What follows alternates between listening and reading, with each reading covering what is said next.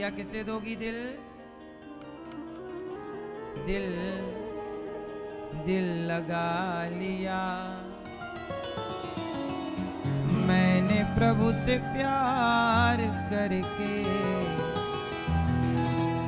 भगवान से प्यार करके भगवान में ही दिल लगाओ।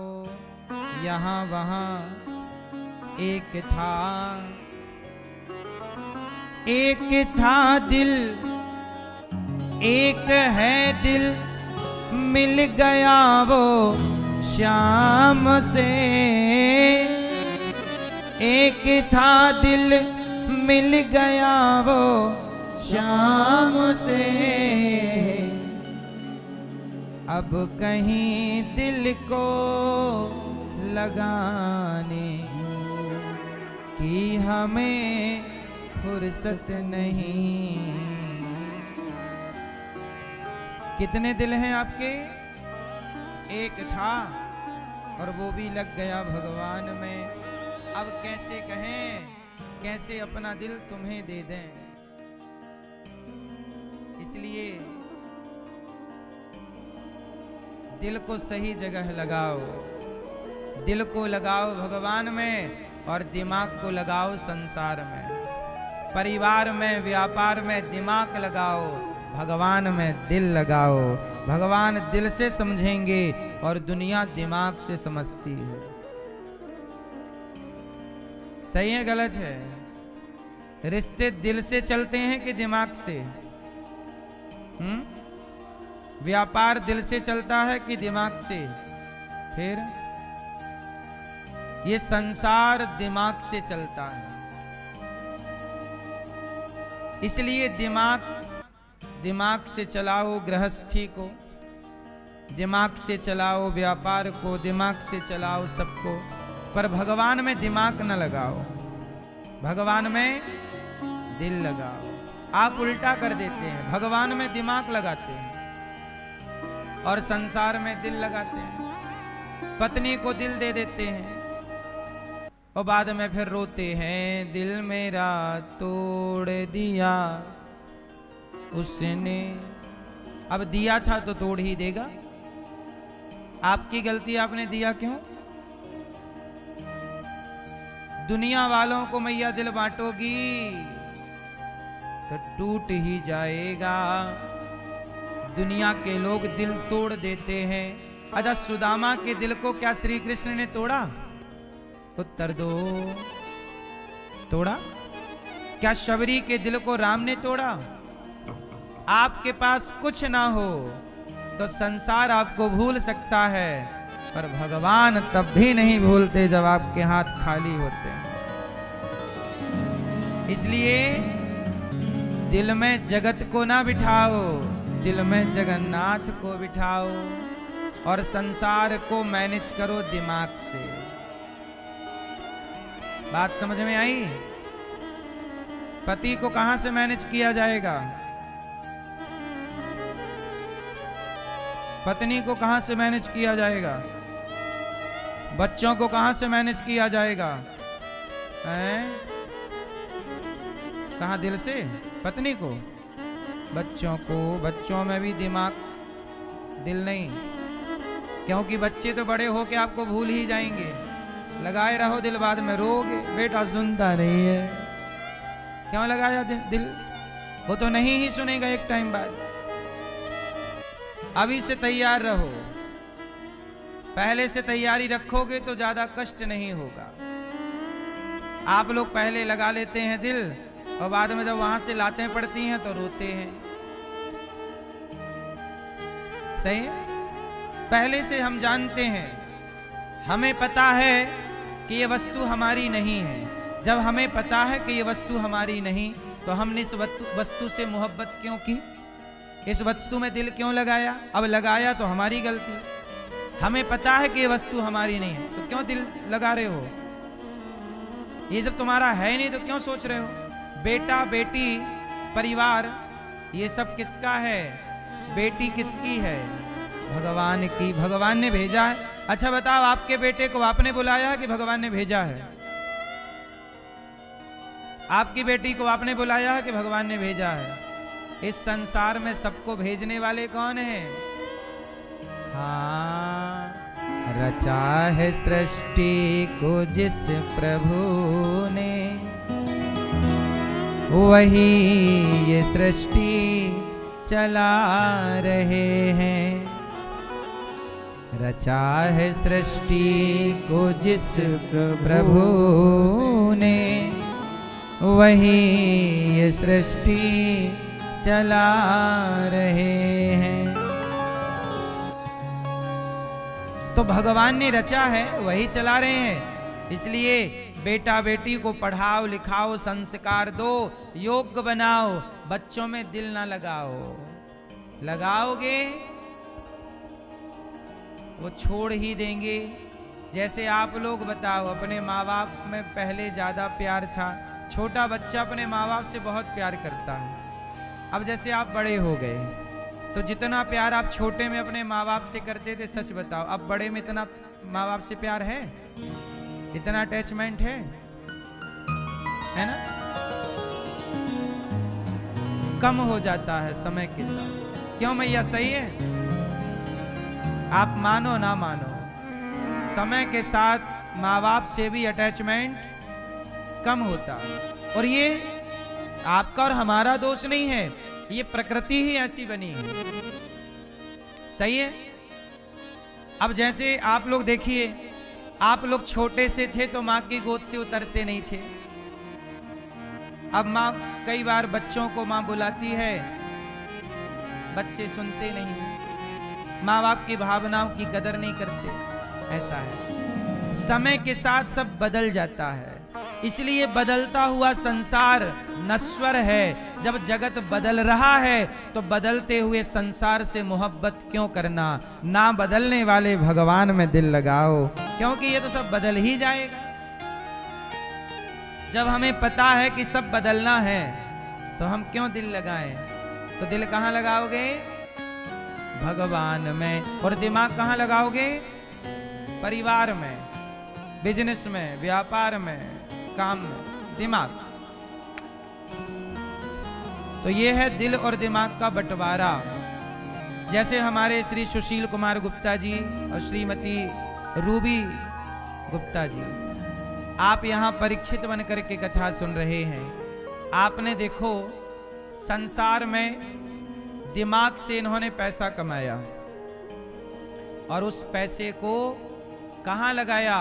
दिमाग से पैसा कमाइए और उस पैसे को जहां हमारा दिल करता हो वहां अच्छे काम में उस पैसे को समर्पित कर देना चाहिए, है ना? तो दिल, अब इनका दिल था, इनका मन था कि भागवत सुनना। इनका दिल कहाँ था? भगवान में। और इन्होंने वही किया। इसलिए दिमाग से चलो जगत में, पर भगवान के पास आओ तो फिर यहाँ दिमाग ना लगाओ, यहाँ सिर्फ दिल, जैसे इन्होंने लगाया है। आप भी थोड़ा सा वक्त शाम को अर्पण किया करो। इन्होंने क्या दिया भगवान को? इन्होंने अपना समय दिया। आजकल 7 दिन किसके पास हैं? 7 दिन इन्होंने पूरे की पूरे भगवान को समर्पित कर दिए। क्या सुन रहे हैं? भगवान की कथा। जब ये भगवान की कथा सुनेंगे तो क्या इनकी व्यथा भगवान नहीं सुनेंगे? जो भगवान की कथा सुनता है उसकी कथा, उसकी व्यथा ही भगवान कथा बना देते हैं। ध्रुव जी को उनकी माँ ने घर से निकाल दिया। ध्रुव जी की माँ ने क्या किया? ध्रुव जी को घर से निकाल दिया, अपमानित कर दिया। अब ध्रुव जी हो गए व्यथित। जब ध्रुव जी की व्यथा नारद जी ने सुनी तो नारद जी ने ध्रुव जी को मंत्र दे दिया, बेटा ओम नमो भगवते वासुदेवाय का। ध्रुव जी की व्यथा गुरु ने सुनी और गुरु ने जब मंत्र दिया और ध्रुव जी ने उस मंत्र का जाप किया तो ध्रुव जी की व्यथा ही संसार के लिए कथा बन गई कि नहीं? आज लोग क्या कहते हैं? ध्रुव जी की कथा सुनो, प्रहलाद जी की कथा। अरे प्रहलाद जी की कथा होने से पहले क्या थी? उनकी व्यथा थी। प्रहलाद की व्यथा सुनिए कि प्रहलाद जी के पिता ही दुश्मन बन गए। प्रहलाद जी की व्यथा ये थी कि उनके पिता ही उनके क्या बन गए? क्या बन गए? बाप ही मारना चाहता है बेटे को, आग में जलाना चाहता है, पहाड़ से फेंक कर मारना चाहता है, जहर देकर मारना चाहता है, हाथी के पांव के नीचे दबाकर मारना चाहता है। लेकिन प्रहलाद की सारी व्यथा को किसने सुना? भगवान नरसिंह ने सुनी। और जब भगवान ने व्यथा सुन ली तो वह व्यथा ही संसार के लिए कथा हो गई। इसलिए जब हमारी व्यथा भगवान सुन लेते हैं तो हमारी व्यथा ही क्या हो जाती है? मीरा की व्यथा क्या थी? मीरा की व्यथा थी कि सास मारती, ससुर मारता, जहर देता, सांप की भरी पिटारी दे दिया, कितना अत्याचार। लोग कहें वो तो भई रे बबरिया, सास कहे कुल नासी रे। सास मतलब मीराबाई की सास कहती थी कि इस मीरा ने तो मेरा घर बर्बाद कर दिया, संतों के संग रह के मेरे इज्जत नाम खराब कर दी, इसका तो पता नहीं किसके साथ क्या रहती है। लोग कहें वो तो भई रे बबरिया, सास कहे कुल नासी रे, पग घुंघरू बांध मीरा नाची रे। मीरा की व्यथा किसी ने ना सुनी, मीरा का अपमान होता रहा, मीरा का मजाक उड़ाते रहे लोग। लेकिन जिस दिन मीरा की व्यथा भगवान कृष्ण ने सुन ली तो वही व्यथा जगत के लिए कथा हो गई। अब मीरा की वही व्यथा क्या बन गई? क्या बन गई? कथा। इसलिए जो भगवान की कथा सुनते हैं भगवान उनकी व्यथा सुनते हैं। तो हमारे सुशील कुमार गुप्ता जी, श्रीमती आपकी धर्मपत्नी रूबी गुप्ता जी, पुत्र प्रद्युम्न गुप्ता जी, आप नवी मुंबई से आए हैं और कथा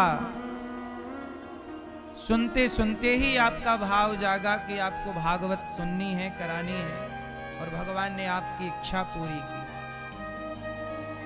जब आप कोई सच्चे मन से संकल्प लेते हैं, सच्चे मन से कोई कार्य करते हैं तो उसे भगवान पूरा जरूर करते हैं। और याद रखिएगा, देखो आपने जब मन में सोचा होगा मैं भी भागवत कराऊं, तो जब आप मन में सोच रहे थे तो वो सोचा हुआ भी भगवान सुन रहे थे कि नहीं?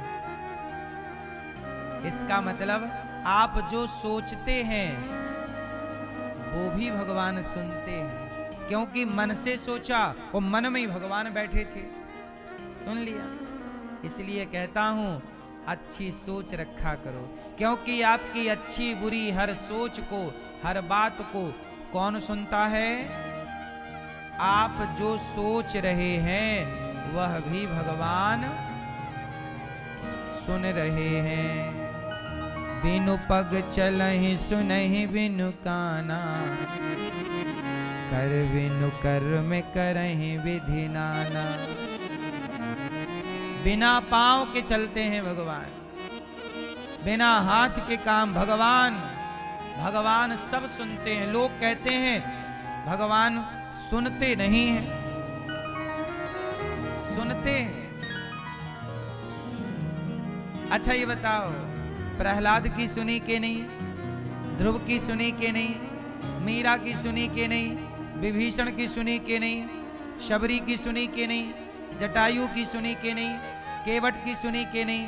जब सबकी सुनी तो हमारी क्यों नहीं सुनेंगे? फर्क इतना है कि हम ध्रुव प्रहलाद की तरह पुकारते ही नहीं हैं, हम मीरा और शबरी की तरह पुकारते ही नहीं हैं, इसलिए भगवान नहीं सुनते। पुकारो तो सुनेंगे। अच्छा आप बताओ, द्रौपदी के पुकारने में देर थी कि कन्हैया के सुनने में देर थी? उत्तर दो, किसमें देर थी? द्रौपदी ने देर लगाई पुकारने में, सबको बुलाती रही, द्रौपदी कहती रही गुरु द्रोण बोलो पितामह बोलो तुमसे तुम्हारी ये बहू पूछती है। क्या बोली द्रौपदी?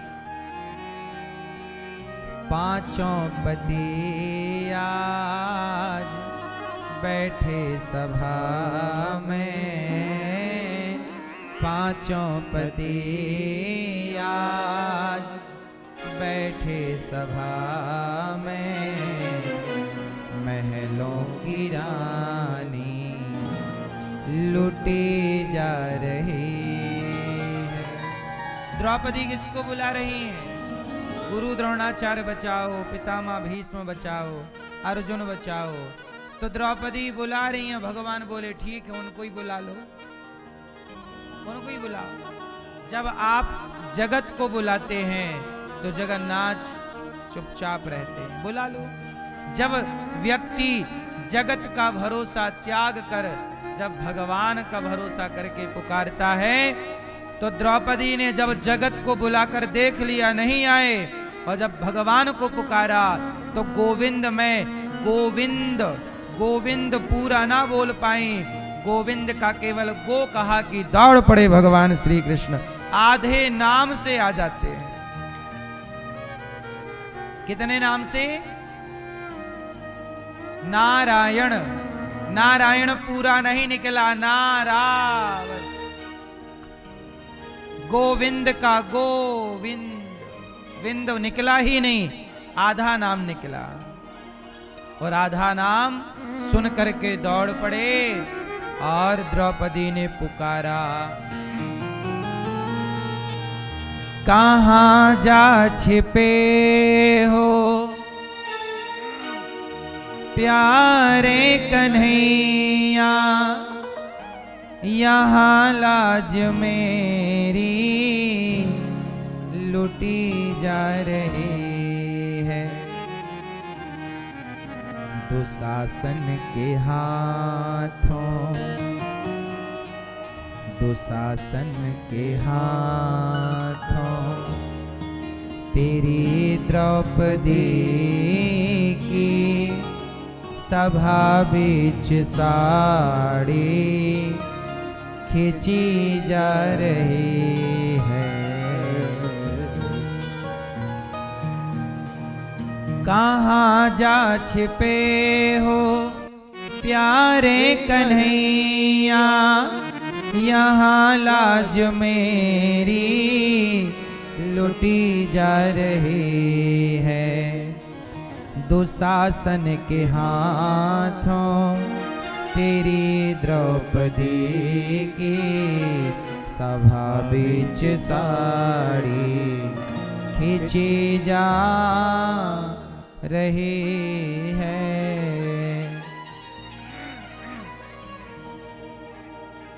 बात समझ में आई?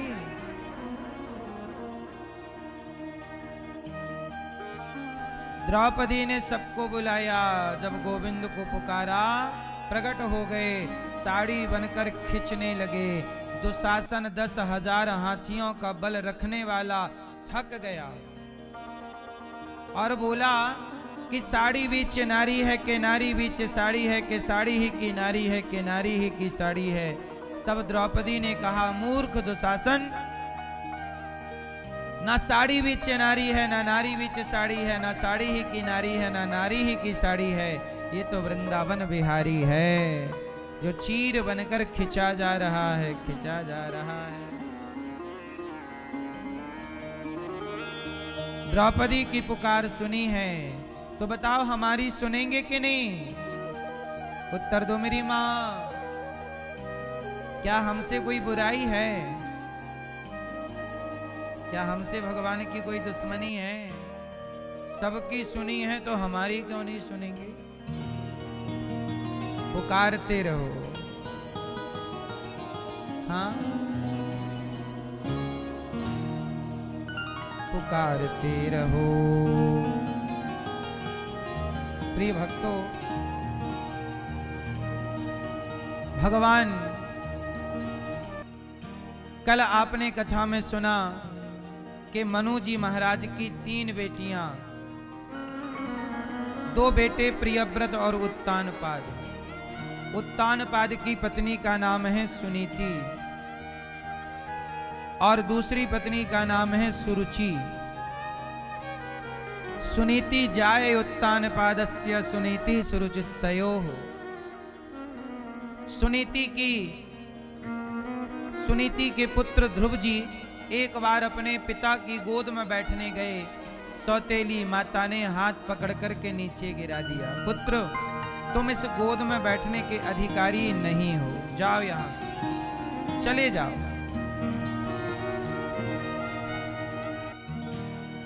तपसाराध्य पुरुषम तस्यैवानुग्रहेण में गर्भे त्वं साधयात्मानं यदि इच्छसि नृपासनम। जाओ तप करो। ध्रुव जी बेचारे रोते रोते रोते रोते घर गए। माँ ने कहा क्या हुआ? कह दिया माँ, अपमान कर दिया मेरी माँ ने, सौतेली माँ ने। सुनीति ने कहा बेटा ध्रुव तू परेशान ना हो, तेरा अपमान हुआ है, कोई बात नहीं। तू पिता की गोद में बैठना चाहता था, पुत्र तू जा उस परम पिता की गोद में बैठ, जिसकी गोद में बैठने के बाद किसी की गोद में बैठने की जरूरत नहीं पड़ती। ध्रुव जी ने, माँ ने मोटिवेट किया, जाओ तपस्या। देखो माँ कितनी अच्छी है। माँ बच्चे को कहाँ के लिए प्रेरणा दे रही है? तपस्या करो, तप करो। माँ, मैं जितनी भी माएँ मुझे सुन रही हैं, मैं सभी माँओं से हाथ जोड़ के एक छोटी सी प्रार्थना करूं। अपने बच्चे को रोज 5-10 मिनट अपने पास बिठाकर रोज कुछ ना कुछ अच्छी बात उसे समझाओ, रोज उसे सिखाओ, रोज उसे कुछ अच्छी बातें बताओ कि बेटा तुम्हें बहुत तरक्की करना है, बहुत आगे बढ़ना है, उसके लिए पढ़ना होगा, उसके लिए अच्छे आचरण करने होंगे, तुम्हें लड़ाई झगड़ा नहीं करना, बेटा तुम्हें गुटखा नहीं खाना। आप रोज कहिए, रोज कहिए, सामने वाला माने ना माने। अच्छा ये बताओ, पत्थर है और आप एक हथौड़ा लिए हैं और हथौड़ा लेकर के मार रहे हैं, एक ही जगह पर बार बार चोट मार रहे हैं। कितना भी मजबूत पत्थर हो, एक ऐसी भी चोट आएगी जो चोट उस पत्थर को तोड़ देगी। ये बात सही है कि गलत है? कितना भी मजबूत पत्थर हो, शिला हो, एक चोट ऐसी आएगी कि वो उसे 2 टुकड़े कर देगी। सही है कि गलत है? ऐसे ही बच्चों को ज्ञान की चोट मारते रहो, मोटिवेट करते रहो, समझाते रहो, उनके गलत पर समझाओ, प्यार से समझाओ, डांट कर नहीं, बिठाओ प्यार से। बेटा ये दारू पीना सही नहीं है, बेटा ये सिगरेट पीना सही नहीं है, बेटा तुमने जो रास्ता पकड़ा है वो गलत है, समझाओ। वो ना समझने की जिद पकड़ा है तो तुम भी समझाने की जिद पकड़ लो। अब देखते हैं जीत किसकी होती है।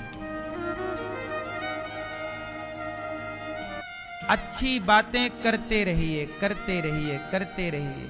अच्छी बातों का, अच्छे संग का प्रभाव पड़ेगा जरूर।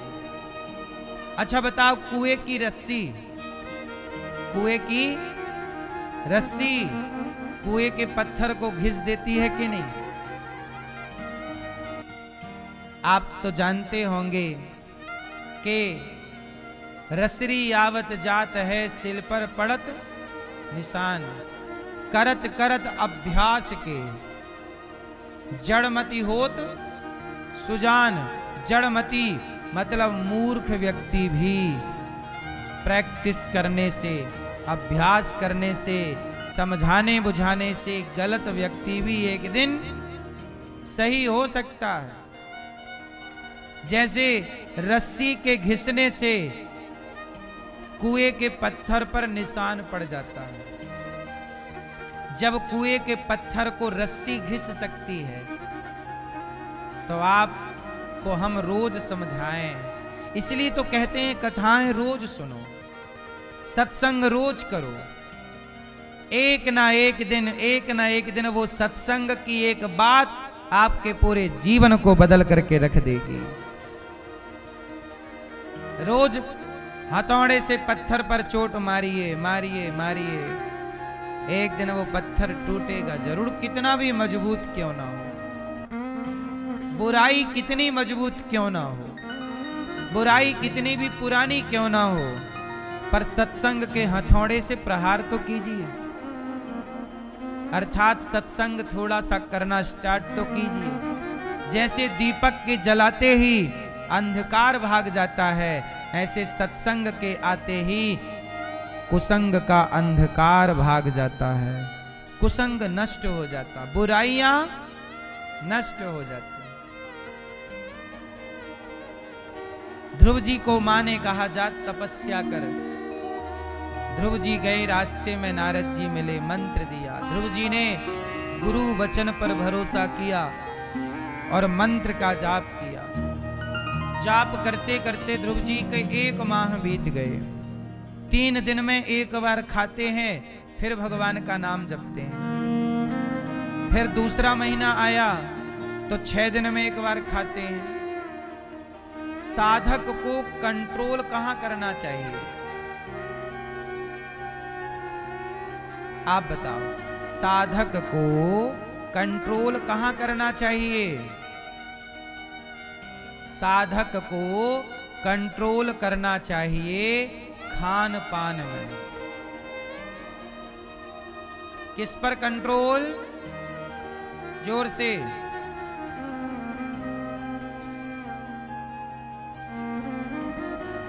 जितना सादा जीवन आप जी सकते हैं जियो।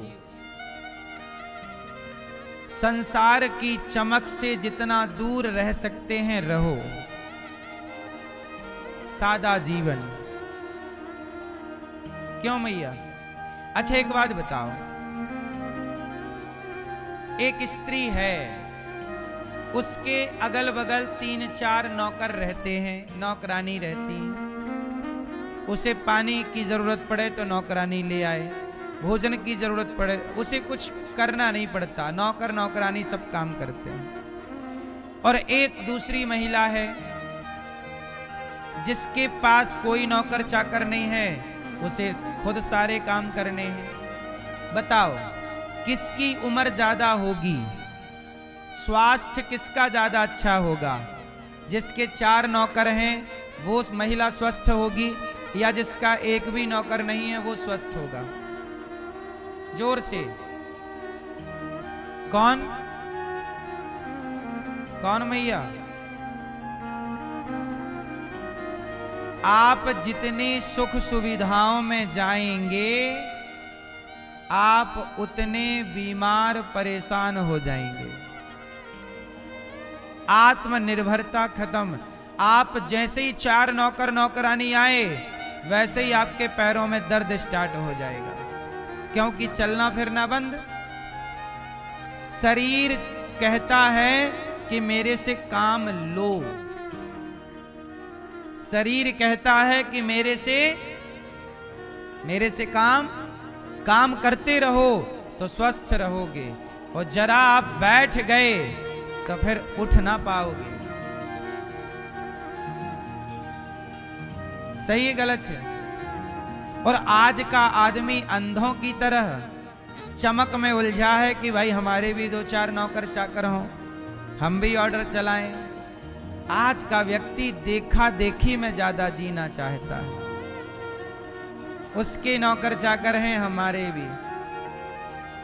अब देखो, आप लोग साग सब्जी खरीदने जाते हो, काय से जाते हो?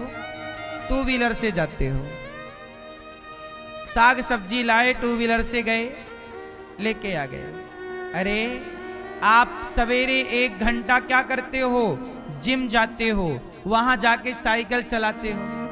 जिम में जाके साइकिल चला रहे हैं और साग सब्जी लेने गाड़ी से जा रहे हैं। अरे साइकिल से साग सब्जी ले आओ तो साइकिल चलाना हो जाएगा, स्वास्थ्य भी रहेगा, डीजल पेट्रोल बिजली सब बचेगी। सही है कि गलत है? लेकिन लोगों को ये लगता है कि हम साइकिल से चलेंगे तो लोग क्या कहेंगे? अरे साइकिल से चल रहा, लोग हंसेंगे। अरे पागल, अमेरिका में जो अधिक बड़ा आदमी होता है उसके घर साइकिल होती है। और जो गरीब होता है उसके घर कार होती है 4 चक्के की, मतलब कार है तो सामान्य है, और साइकिल से चल रहा मतलब बड़ा आदमी है। ये अमेरिका की डेफिनेशन है। सही है गलत है? और भारत में साइकिल से चलो तो लोग समझते हैं गरीब है। गरीबी का ठप्पा नहीं लगाना चाहते लोग अपने माथे पर, भले बीमारी से मर जाएं। अरे साइकिल अमीरी गरीबी की निशानी नहीं है। साइकिल तो आपके हेल्थ को अच्छा रखती है और आपके वातावरण को भी अच्छा रखती है, प्रदूषण नहीं है। इतनी सी बात लोगों की समझ नहीं आई। जितना पैदल चलोगे, जितना साइकिल से चलोगे, आप उतने स्वस्थ रहोगे। छोटे छोटे रोजमर्रा के काम साइकिल से कर लिया करो, हाँ या ना? लेकिन नहीं, लोग अपने स्टेटस को देखते हैं। हमारा स्टेटस क्या है? दिखावा की जिंदगी है। आजकल दिखावा क्या चल रहा है? शादियों में लोग ज्यादा खर्चा करते हैं। तूने 2 करोड़ खर्चा किया, मैं 3 करोड़ खर्चा करूंगा। अच्छा, तूने शादी में बेटी की 3 करोड़ खर्चा किया, मैं 5 करोड़ खर्चा करूंगा। दिखावे की जिंदगी। लोग दूर दूर शहरों में जाकर, दूसरे शहरों में जाकर बड़ी बड़ी होटलों में शादी ब्याह करते हैं। व्यर्थ का खर्चा। हम कहते हैं जो पैसा ईश्वर ने आपको दिया है, आप बेटी का विवाह कराते हो ना, अपनी कराओ, अच्छा है। बेटी के नाम से जो खर्चा, इतना बड़ा खर्चा कर रहे हो, उस खर्चे से अच्छा है कि सामान्य रूप से करके वो पैसा बेटी के नाम पे घर ले दो, ताकि बेटी के कल कौन सा दिन आए काम आ जाएगा। वो खर्चा व्यर्थ में 2 दिन में खत्म हो जाएगा। बेटी के नाम का प्लॉट ले लो या घर लेके दे दो। बेटी बेटी हम तेरे लिए विवाह में हम 1 करोड़ खर्च करने वाले थे, तो हम तेरे लिए 1 करोड़ का 80 लाख का घर लेके तुझे दे रहे हैं, 20 लाख की शादी कर रहे हैं तेरी, चल। वो घर उसके काम आएगा, उसकी मुसीबत में। और जो पैसा बचा, थोड़े पैसे से कोई गरीब बेटियों का विवाह कर देना, तो जब और किसी बेटी का विवाह करेंगे तो उनकी दुआओं से तुम्हारी बेटी का घर सलामत रहेगा, स्वस्थ और सुखी रहेगा। आप पैसे का उपयोग ठीक से लोग कर नहीं रहे हैं। पैसा है लोगों के पास तो दिखावा में खर्च हो रहा है। हम भी दिखाएंगे, तुम भी दिखाओ, सब दिखा रहे हैं, दिखाओ। देखो, हम भी विवाह करते हैं बेटियों का। गौरी गोपाल आश्रम में अगले आने वाले नवंबर में 101 गरीब बेटियों का विवाह होने जा रहा है। गरीब बेटियों का विवाह, 101 बेटियों का। एक बेटी का कन्यादान आप भी कीजिएगा, सहारा बनिएगा। कि आज ही एक पिताजी आए, बोले हमारी ये एक बहन है, इनकी बेटी है, गरीब है, कोई करने वाला नहीं, क्या आप बेटी का हमारे विवाह कर देंगे? हमने कहा ले आना, भाई बनकर उस बहन का धूमधाम से करेंगे यहाँ विवाह। अब बताओ, ये सही है ना? आप अपनी बेटी का भी विवाह करो, धूमधाम से करो, पर उस बेटी के विवाह में बहुत पैसा खर्च करने से अच्छा है कुछ पैसे बचाकर किसी और बेटियों के 2-4 बेटियों का विवाह कराओ। उनकी दुआओं से तुम्हारी बेटी का घर सलामत रहेगा। मुझे लगता है कि पैसे का अच्छा उपयोग होना चाहिए। ऐसा नहीं है कि लोगों के पास पैसा नहीं है, बेकार में खर्च करने के बड़े पैसे हैं।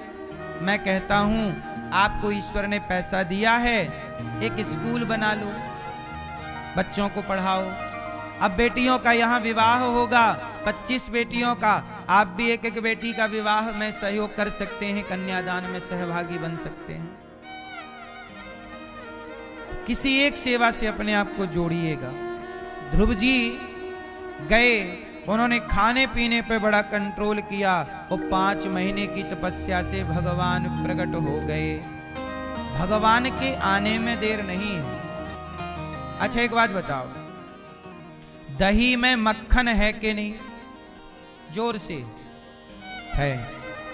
तो प्रकट करने के लिए क्या करना पड़ेगा? दही से कहो, दही भाई साहब मक्खन निकाल के दो हमें। तो कहने से दे देगा? दही से आप कहो, दही भैया हमें मक्खन दो, क्या दही कहने से देगा? दही में मक्खन है, पर कहने से ना निकलेगा। आप कहो, निकल आए तो बताना।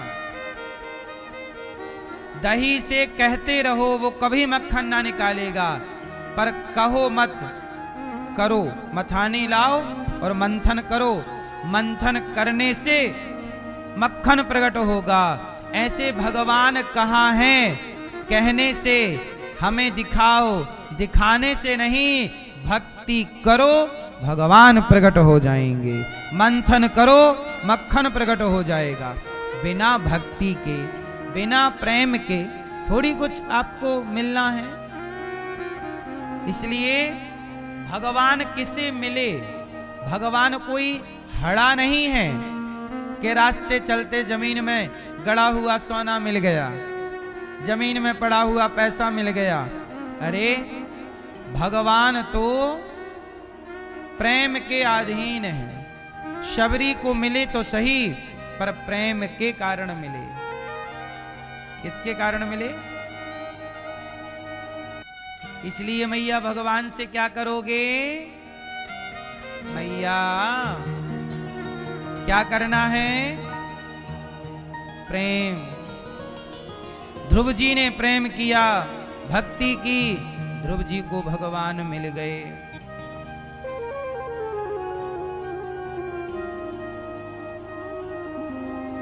महाराष्ट्र में एक भक्त हुई, प्रेम से भगवान मिलते हैं। इसका उदाहरण मैं आपको देता हूं। महाराष्ट्र में एक भक्त हुई शक्कोबाई। क्या नाम था?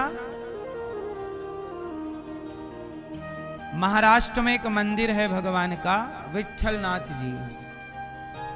तो विट्ठलनाथ जी के मंदिर में एक लड़की रहती थी। वो लड़की बचपन से उसके माता पिता नहीं थे, माँ बाप की मृत्यु हो गई या छोड़कर कोई चला गया, तो वो बेचारी मंदिर में ही रहती। मंदिर में झाड़ू लगाती, पोंछा लगाती, भगवान के बर्तन धुलती। भगवान से बड़ा प्रेम करती थी वो। मेरे विट्ठल, मेरे विट्ठल, विट्ठल विट्ठल विट्ठला, पांडुरंग विट्ठला।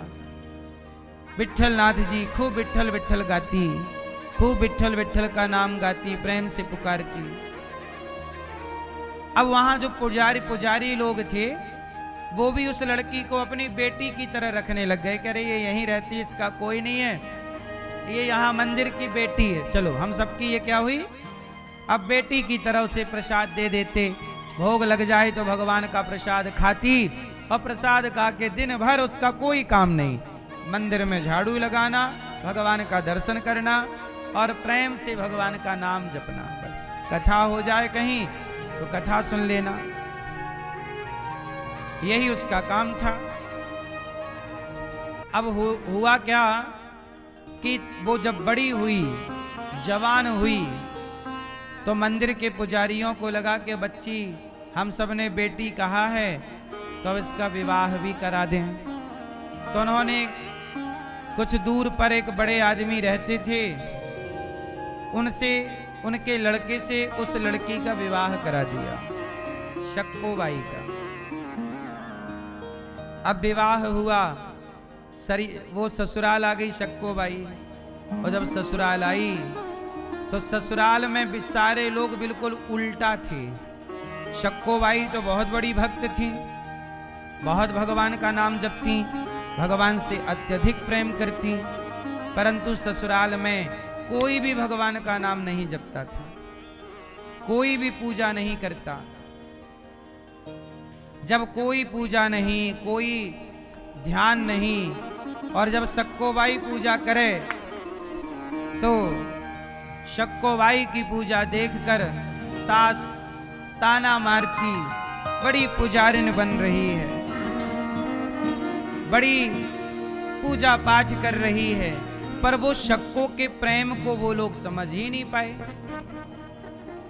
उसका प्रेम तो बिल्कुल पवित्र था भगवान से, लेकिन ये लोग उसकी पूजा को ढोंग बताते, ससुराल के लोग, शक्कोबाई की ससुराल के लोग। पति उसकी पूजा को ढोंग कहता, सास कहती कि तू बड़ी पंडितानी बन रही है, ये बन रही है।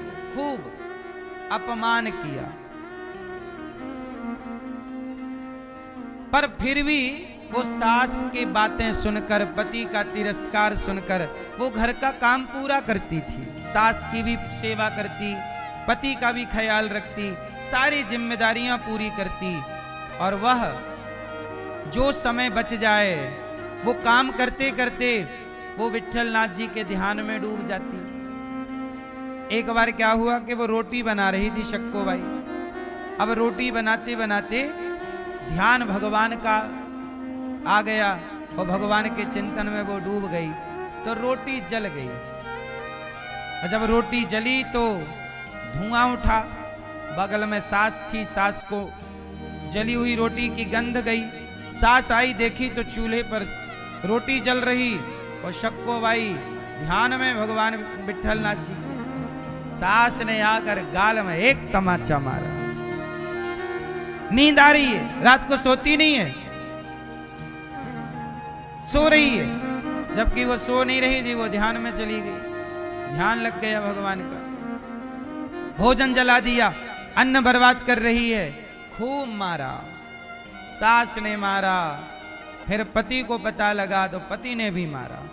सबकी मार खाकर भी वह भगवान का चिंतन करती रहती, कोई किसी को जवाब नहीं देती। उसने समझ लिया कि मेरे भाग्य में ये कष्ट लिखा है, तो मुझे हंस के या रो के सहना तो पड़ेगा। अब उसने सारा कष्ट वो सहती और भगवान से प्रेम करती। एक दिन क्या हुआ, देखो केवल भक्त ही नहीं रोता, भगवान भी भक्त के लिए रोते हैं। भगवान हमसे बहुत प्रेम करते हैं, पर हमारे जो कर्म कभी बुरे रहे होंगे, जिस कर्मों का फल हमें भोगना पड़ता है, उस कर्मों के फल में भी कई बार भगवान कहते हैं भोग करके पवित्र हो जाओगे। इसलिए भगवान भी कई बार भोगने देते हैं, वो प्यार बहुत करते हैं। आप लोगों को लगता है कि हम तो भक्त हैं, हमें कष्ट क्यों हो रहा है, हमें दर्द क्यों हो रहा है, हमारे साथ ऐसा क्यों हो रहा? नहीं, भक्त हो मतलब क्या चाहते हो कि आपको कोई कष्ट ना हो, आपको आपके कर्मों का दंड ना मिले। भगवान कहते हैं नहीं, मैं तो मिलूंगा, पर तुम पवित्र होकर के आओ, कोई भी कर्म भोग शेष ना रह जाए।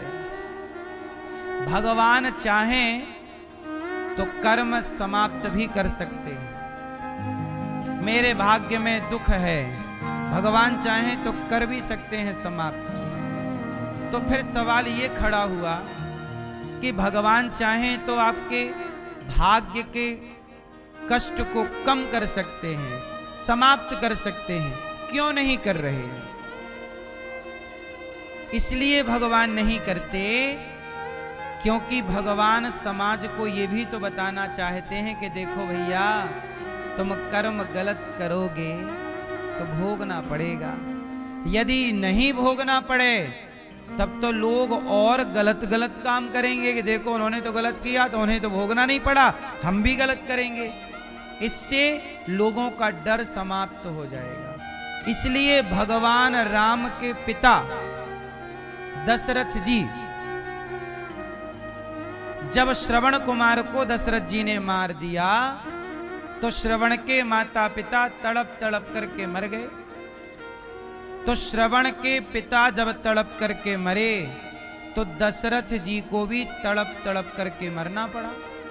जबकि राम जी चाहते तो पिता के ऊपर ये जो शाप था श्रवण के पिता का, चूंकि वो दशरथ जी भगवान के पिता हैं तो समाप्त कर सकते थे ना, पर भगवान ने अपने पिता का भी प्रारब्ध नहीं मिटाया। उनका कर्म दंड उन्हें भोगना पड़ा और भगवान ने समाज को मैसेज दिया कि मेरा बाप भी गलत करेगा तो उसे कर्म दंड भोगना पड़ेगा। तो भैया आप लोग जरा बच करके कर्म करना, ऐसा ना करना कि आपको वह कर्म आपको कष्ट दे। तो भगवान समाज की व्यवस्था से बंधे हैं ना। भगवान तो चाहे तो सबका कर्म समाप्त कर सकते हैं, किसी को कुछ ना भोगना पड़ेगा। वो किया भी। अब देखो ना, भगवान कृष्ण के गुरु जी सांदीपनी जी के पुत्र की मृत्यु हो चुकी थी। क्या हो चुकी थी? मृत्यु। पर मरे हुए बेटे को, सांदीपनी जी के मरे हुए बेटे को जिंदा किया भगवान कृष्ण ने, और जिंदा करके लौटाया कि ये रहा आपका बेटा। क्योंकि गुरु माता ने उनके भगवान से गुरु दक्षिणा में उनका पुत्र ही मांगा था कि मेरा बेटा मर गया, या तो कृष्ण आप रह जाओ पुत्र बनकर, या मुझे मेरा बेटा लौटाओ। तब मरे हुए पुत्र को लौटा कर दिया। देवकी मां के 6 पुत्रों को कंस ने मार डाला, वो सारे पुत्र भगवान कृष्ण ने लौटाकर देवकी को दिए। मरे हुए बच्चों को जिंदा करके दिया। तो भगवान तो मरे को भी, जो सालों पहले मर चुके थे, उन्हें भी जिंदा कर सकते हैं। तो फिर कर्म जो हमने गलत किए हैं, क्या वो गलत कर्मों को भगवान टाल नहीं सकते? टालते भी हैं। आपके 100 कर्मों में 95 कर्म आपके भक्ति के कारण भगवान उन्हें समाप्त कर देते हैं। 5% कर्मों का ही दंड हम सबको मिलता है। ये जो मिल रहा है, ये हमारे भगवान इतने दयालु हैं। ये 95% हमारे पाप तो भगवान ने काट दिए भक्ति के कारण। आप भागवत सुन रहे हो, वृंदावन आए हो, तो आपके कुछ कर्म दंड तो कट ही गए, लेकिन कुछ तो भोगना पड़ता है थोड़े बहुत। तो वही थोड़े बहुत ही समाज में चलते हैं, और वह इसलिए भोगना पड़ेगा क्योंकि ईश्वर समाज को मैसेज भी तो देंगे कि भाई इन्होंने किया था तो भोगना पड़ा, तुम मत करना, तुम ना करना। तुम करोगे तुम्हें भी अवश्यमेव भोक्तव्यम कृतम कर्म शुभाशुभम। इसलिए कर्मों की गति बड़ी न्यारी है, कर्मों की गति बड़ी न्यारी है। इसलिए तो कहते हैं कि आजकल का व्यक्ति कर्म तो करता है बुरे बुरे, और चाहता है फल अच्छा, फल चाहता है। कर्म है बुरे बुरे और तुम स्वर्ग जाने की बात करते हो। मैया कहाँ जाओगी आप? कहाँ चलोगी आखिरी में?